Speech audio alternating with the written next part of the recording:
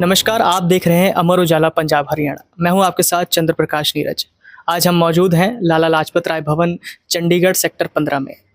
आज हम यहां इसलिए मौजूद हैं क्योंकि शहीद आज़म भगत सिंह का जन्मदिन आने वाला है और आपको ये पता होना चाहिए कि शहीद आज़म भगत सिंह जब जेल में थे तो जो किताबें पढ़ते थे वो इसी लाइब्रेरी, मतलब ये आज के समय में तो ये यहाँ पे है, पहले लाहौर में हुआ करती थी। तो द्वारका दास लाइब्रेरी, जहाँ से भगत सिंह के लिए किताब जाती थी, वो पढ़ते थे और उस समय की किताब आज भी यहाँ इस लाइब्रेरी में मौजूद है।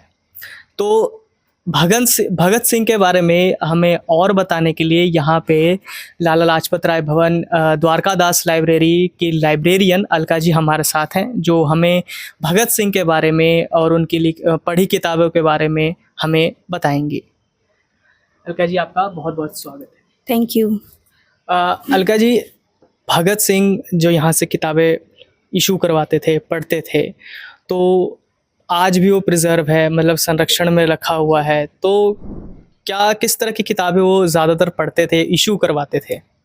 भगत सिंह जी जब इस लाइब्रेरी में, जब ये लाइब्रेरी लाहौर में स्थित थी, तब वहाँ पर जब राजा राम शास्त्री जी वहाँ पे लाइब्रेरियन हुआ करते थे 1926 से 1931 के पीरियड में भगत सिंह जी वहाँ रेगुलर मेंबर थे और उस समय वो क्रांतिकारी विचारों की किताबों को ज़्यादा पढ़ा करते थे।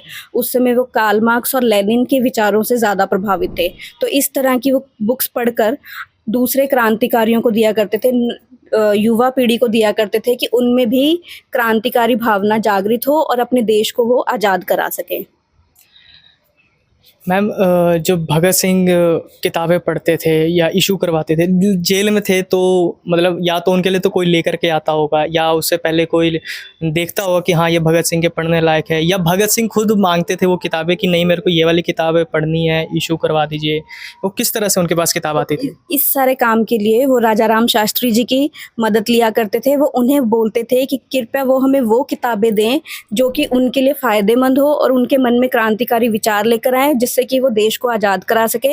तो राजा राम शास्त्री जी वो किताबें लाइब्रेरी से चुनकर उन किताबों को भगत सिंह जी तक छुप कर पहुंचाया करते थे जेल में।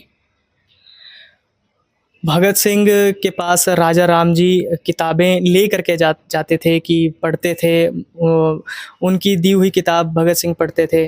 तो लगभग उन्होंने कितने बुक्स उस समय उस दौरान पढ़े थे? मतलब कि जब वो जेल में थे तो मेरे ख्याल से फांसी की सज़ा उनको हो गई थी, तो वो चाहते थे किताबें पढ़ना उस समय में, तो जो उनके पास किताबें जाती थी।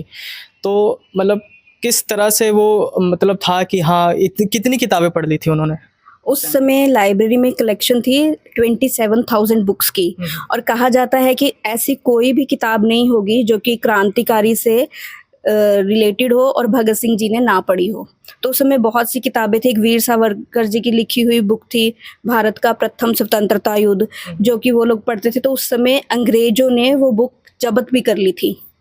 फिर कहीं ना कहीं से वो भगत सिंह जी ने बुक अवेलेबल कराकर इन्होंने रातों रात वो बुक पढ़कर उसको 2 प्रिंट में छापा गया कि बाकी क्रांतिकारी जी पढ़े उन्हें। और चंद्रशेखर आज़ाद जी की ड्यूटी लगाई गई कि बाकी युवाओं तक वो बुक पहुंचाएं कि हमारे देश के युवा भी आगे बढ़ चढ़कर क्रांतिकारी गतिविधियों में भाग लें ताकि हमारा देश आज़ाद हो सके।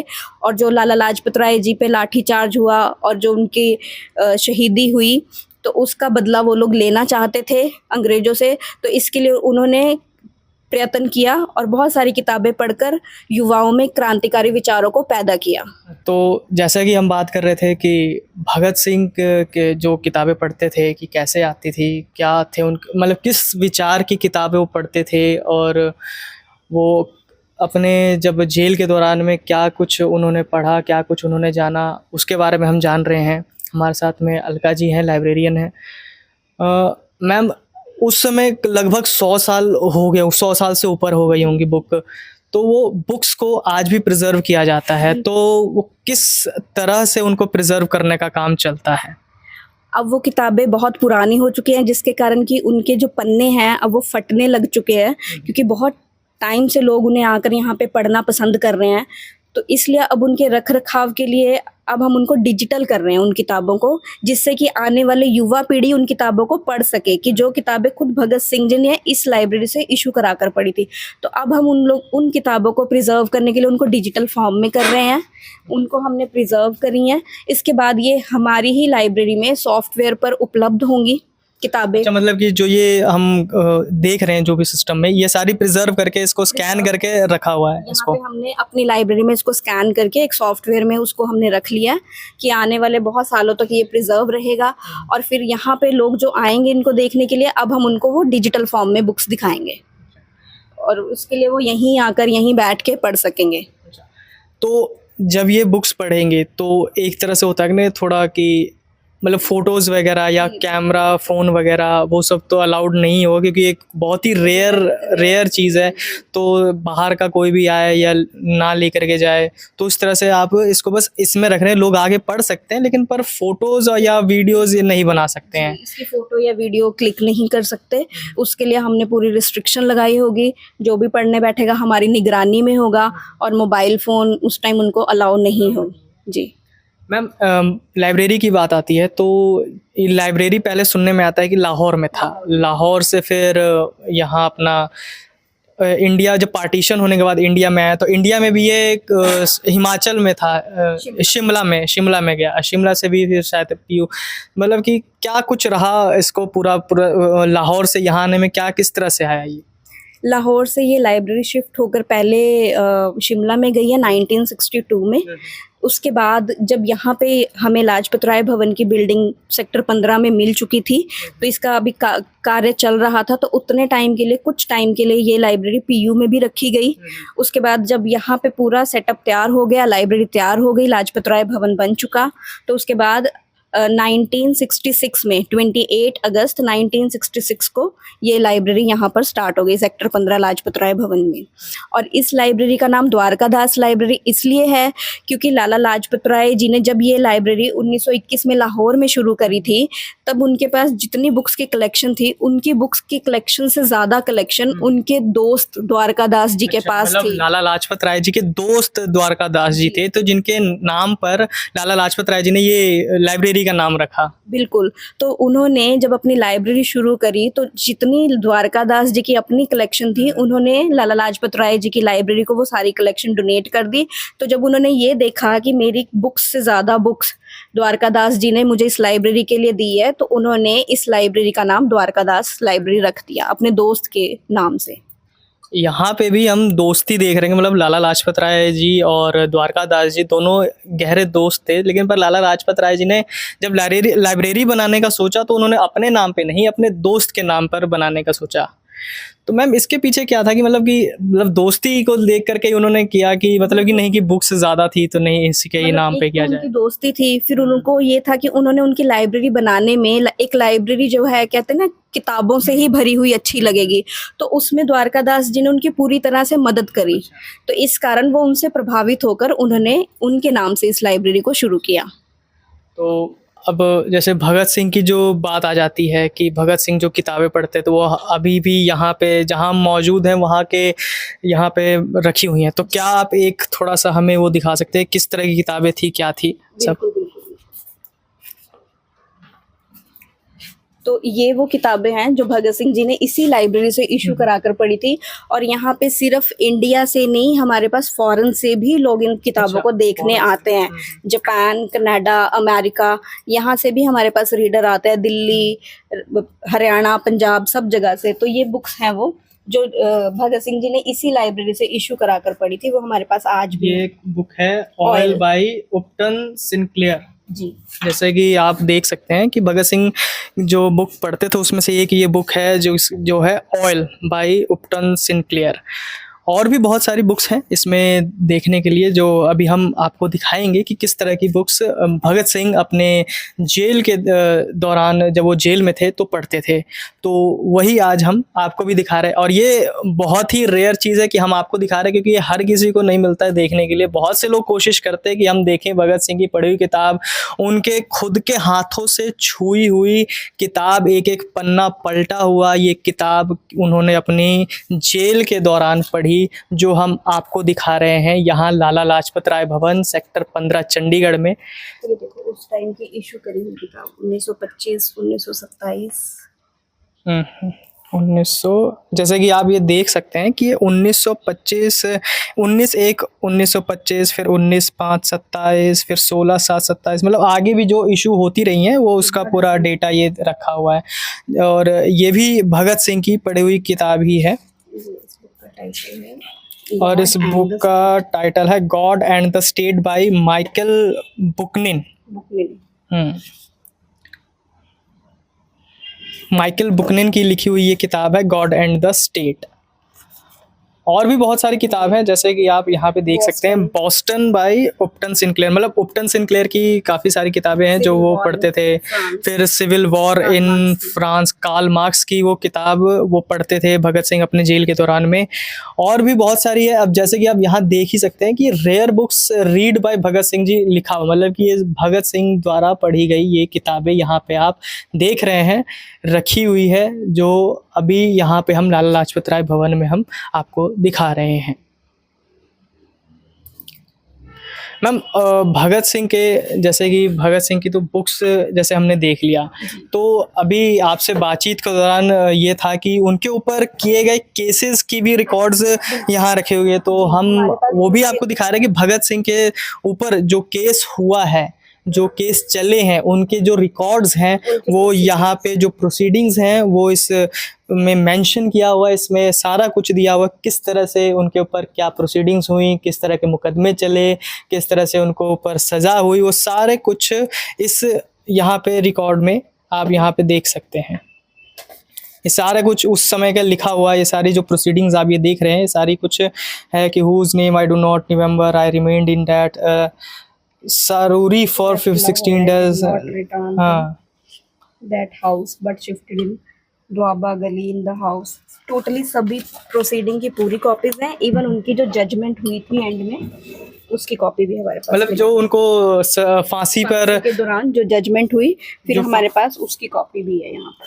अब जो भगत सिंह को जो फांसी सुनाई गई उसका जो जजमेंट है वो भी यहाँ पे है, वो भी हम आपको दिखा रहे हैं कि यहाँ पे लिखा assembly hall on the 8th April is fully proved by Sargatan Terry and Sub-Inspector Hansraj regarding Bhagat Singh's intention to throw a bomb in the assembly hall, the letter। तो ये सब इसमें मेंशन है कि किस तरह से बॉम्ब गिरा, उसके बाद जो भी उन्हें जो भी सजा हुई, उसके बाद जो उनको फांसी की सजा सुनाई गई, तो इसमें वो सब कुछ मेंशन है। मैम एक बात आ जाती है कि उन्होंने जब बॉम्ब फेंका तो वो बॉम्ब बनाने की भी काफी दिलचस्प कहानी है, उसके पीछे किस तरह की वो है वो स्टोरी। बॉम्ब बनाने की जो टेक्निक है, कहते हैं आजकल तो इंटरनेट का युग है, तो हमें हर चीज बड़ी जल्दी अवेलेबल हो जाती है। गूगल पे सर्च किया, यूट्यूब पे गए, लेकिन उस टाइम सब कुछ हमें ज्ञान कहाँ से मिलता था? किताबों से। तो उस टाइम भगत सिंह जी ने राजा राम शास्त्री जी को बोला, उनका कहना था कि अंग्रेज जो है उनका जो बॉम्ब गिरने का था मोटिव, वो उनको कोई डराना धमकाना नहीं था। उनको कहना था कि बहरे जो अहिंसा करना नहीं चाहते, वो हिंसा नहीं चाहते थे, सिर्फ उनको बताना चाहते थे कि आवाज हम में भी है। क्या उनका उस टाइम का मोटिव ये था कि बहरों को सुनाने के लिए कुछ आवाज करनी पड़ेगी, तो उनको वो बॉम्ब बनाना था। तो इस टेक्निक के लिए उन्होंने राजा राम शास्त्री जी जो द्वारकादास लाइब्रेरी के लाइब्रेरियन थे वहां पर उनकी हेल्प ली। उनसे पूछा कि मुझे कोई ऐसी किताब बताएं कि जिसमें मुझे बॉम्ब बनाने की टेक्निक मिल सके।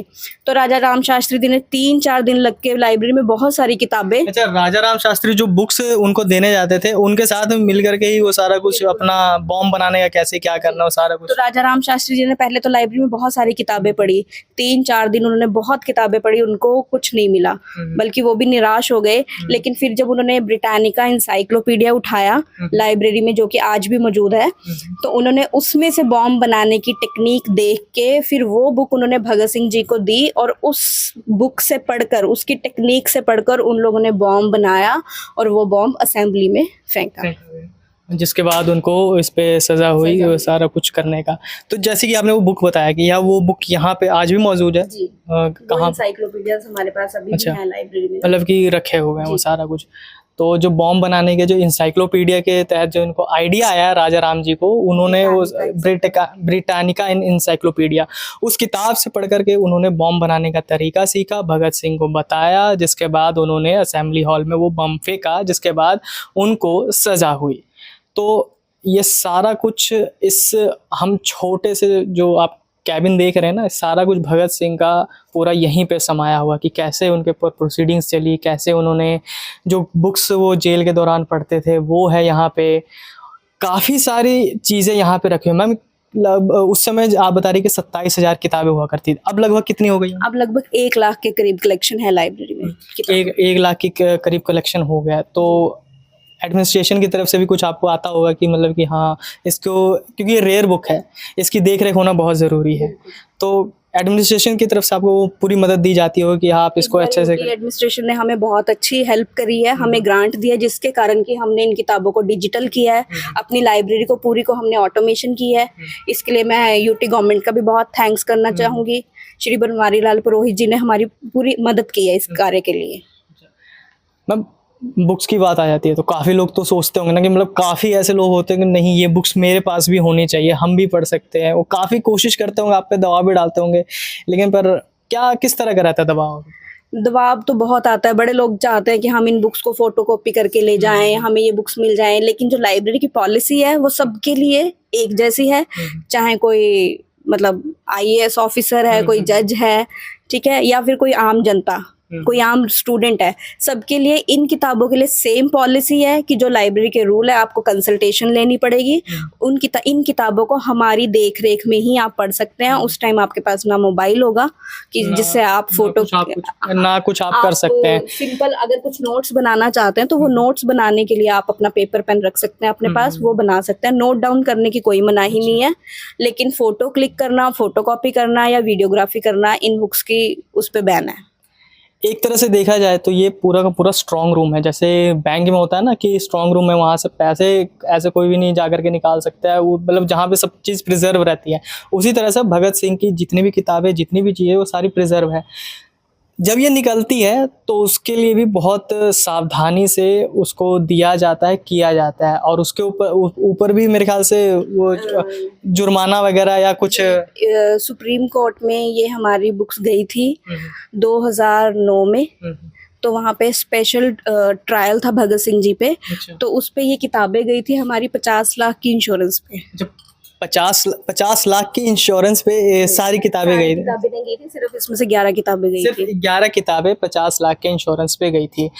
अब किसी से अगर ये थोड़ा सा भी अगर मिसप्लेस हो जाए या एक पन्ना भी इधर से उधर हो जाए तो मतलब वो 50 लाख उसको भरना पड़ेगा। जी बिल्कुल, ये सिक्योरिटी के अंडर गई थी। सुप्रीम कोर्ट से खुद लोग आए थे, गाड़ी आई थी, स्पेशल सूटकेस आया था जिसको पूरा सील करके दिया गया था, और प्रॉपर किताबों के लिए इनका पूरा पेपर वर्क हुआ था काफ़ी ज़्यादा।